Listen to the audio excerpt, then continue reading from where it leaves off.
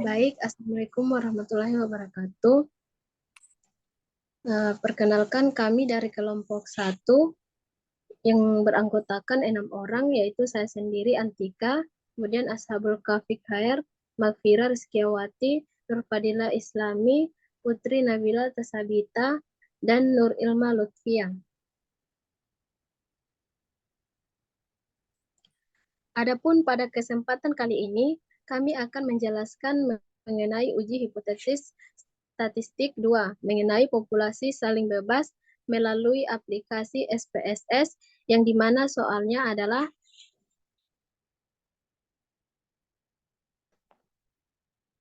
dua macam makanan A dan B diberikan kepada kelompok ayam secara terpisah untuk jangka waktu tertentu. Kelompok pertama terdiri dari 11 ayam yang diberikan makanan jenis A, sedangkan kelompok kedua terdiri dari 10 ayam yang diberikan makanan jenis B. Tambahan berat badan ayam atau dalam ons setelah eksperimen itu dilakukan dicatat dalam tabel, di mana makanan A 3,1, 3,0, 3,3, 2,9, 2,6, 3,0, 3,6, 2,7, 3,8, 4,0, dan 3,4. Kemudian makanan B 2,7, 2,9, 3,4, 3,2, 3,3, 2,9, 3,0, 3,0, 2,6, dan 3,7. Apakah kedua jenis makanan itu mengakibatkan pertambahan berat badan rata dua kelompok ayam itu sama? Gunakan taraf kesignifikan A sama dengan 5% jika diketahui bahwa tambahan berat badan ayam itu. Baik, selanjutnya akan dijelaskan oleh Saudari Kafi. Ya, baiklah. Di sini sebelum kita menjawab soalnya, kita ingin soal ini menanyakan apakah hipotesisnya itu hipotesis peneliti itu betul. Nah, untuk menjawab ini, untuk lebih memudahkan dibanding menghitung manual, kita bisa menggunakan aplikasi SPSS. Nah, untuk menjawabnya, kita buka dulu aplikasinya. Kita buka aplikasi SPSS-nya.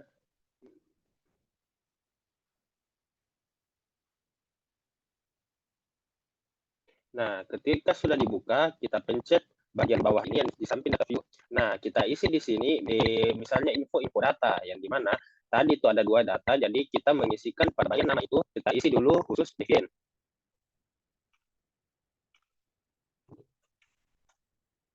Nah, setelah mengisi di angka dividen, kita klik saja apapun, setelah itu akan muncul semuanya. Nah, pada bagian sini tidak ada yang akan ubah. Nah, tapi pada bagian desimal kita ubah menjadi 0.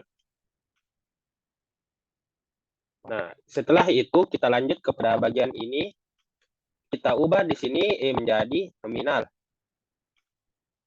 Nah, setelah diubah begini, kita lanjut lagi ke bagian kolom kedua. Mengapa ada kolom kedua? Sebab di data tadi disebutkan ada 2 jenis kelompok pendataan. Jadi pada di sini kita tulis makanan. Nah, kita pencet bagian apa saja. Nah, akan muncul ini. Pada bilangan desimal kita ubah menjadi 1, yang dimana kita sesuaikan dengan soalnya. Pada soal tadi datanya itu menunjukkan bahwa angkanya desimal, yang dimana satu angka di belakang koma, jadi kita ubah menjadi 1 di sini. Nah, pada bagian ini kita ubah menjadi scale, sebab kita akan menguji datanya. Jadi ada nominal dan ada juga scale. Setelah semuanya diubah, kita lanjut ke data view. Kita pencet kolom bawah ini. Nah, mungkin Nabila Sabita bisa menyebutkan data-data yang tadi telah disebutkan oleh Antika.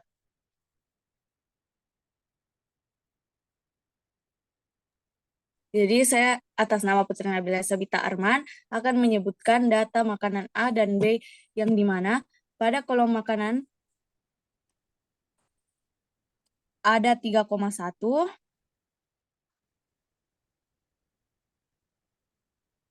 3,0, 3,3, 2,9, 2,6,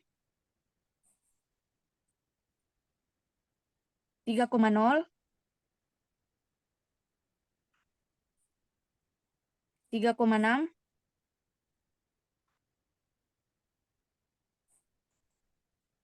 2,7, 3,8, 4,0, 3,4, 2,7, 2,9, 3,4,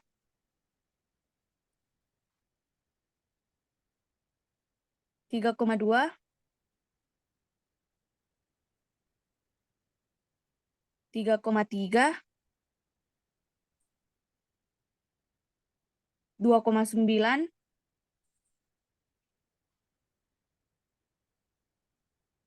3,0,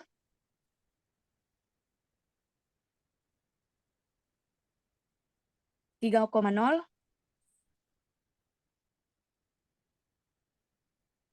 2,6, dan 3,7.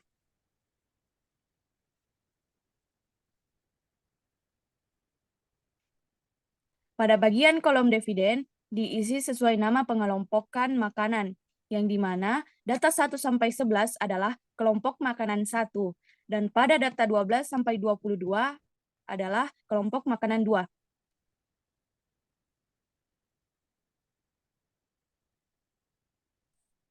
Ya, jadi jumlah semua data ada 21, yang di mana pada data 1 sampai 11 itu adalah data A. Tetapi pada kolom SPSS ini kita tulis 1, sebab jika kita menuliskan A, maka itu tidak bisa dideteksi, jadi kita ubah menjadi angka. Yang di mana pada data A itu ada 1 sampai 11, dan 12 itu ada, dan pada data kedua D itu ada 12 sampai 21. Setelah datanya diisi, kita lanjut ke analis. Nah, kita pencet pada kolom keempat ini yang ada tulisan means, dan kita pilih bagian kolom ketiga yang independent sample test. Nah, pada kolom ini, makanan kita pindahkan ke dalam tes ini. Dan kita pencet tanda panah ini, dan pada dividen kita pencet, kita pindahkan ke bawah sini. Nah, di sini masih tanda tanya, jadi kita pilih pencet dividen define, yang dimana kita sesuaikan pengelompokan di sini, yang itu ada kelompok 1 dan ada kelompok 2 sesuai dengan data dividen sebelumnya. Lalu kita pencet continue dan kita klik OK.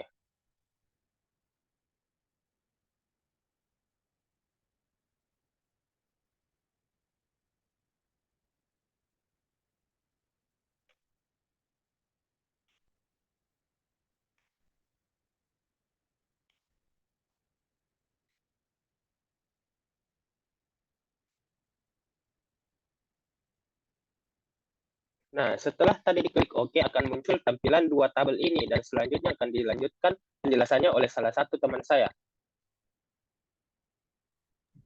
Baik, saya atas nama Nur Fadila Islami akan menjelaskan hasil pada tabel pertama, yaitu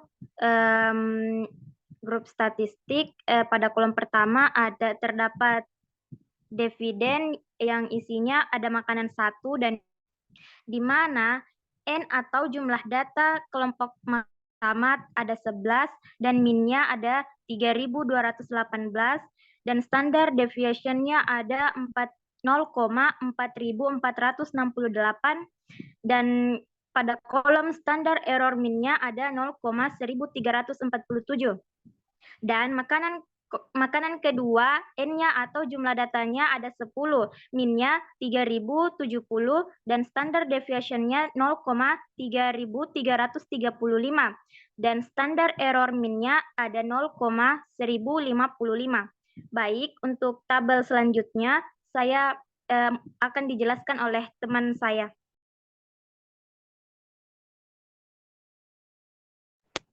Baik, saya atas nama Nur Ilma Lutfia akan menjelaskan independent sample test, yang dimana F-nya yaitu 1,226, signifikan sama dengan 0,282, uji tesnya sama dengan 0,854 dan 0,866. Kemudian derajat kebenarannya sama dengan 19 dan 18,354 dan signifikan to Thailand sama dengan 0,404 dan 0,398. Mean difference sama dengan 0,1482 dan 0,1482. Kemudian standar error difference sama dengan 0,1735 dan 0,1100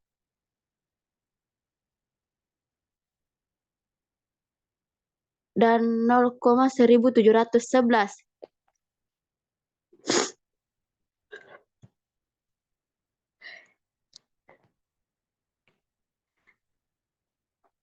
Baiklah, saya serahkan kepada teman saya yang menjelaskan selanjutnya.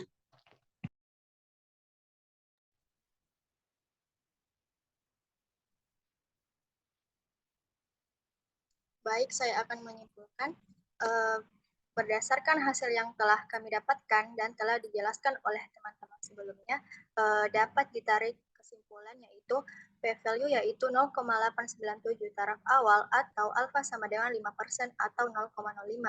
Kemudian p-value dibandingkan dengan taraf awal, apakah p-value lebih besar atau lebih kecil?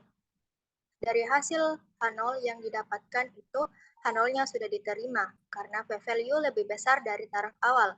Nilai dari signifikansi digunakan untuk menguji apakah hipotesis peneliti sudah benar atau tidak, karena ini merupakan H0 sesuai dengan hipotesis peneliti. Pertambahan dua kelompok ayam itu adalah sama, di mana rata-rata sektor 1 sama dengan rata-rata sektor 2. Kemudian cari uji hipotesis lanjutan yang dimana nilai signifikansi menentukan apakah H0 atau H1 sudah benar atau tidak. Jawabannya H0-nya diterima karena signifikan lebih besar dari taraf awal.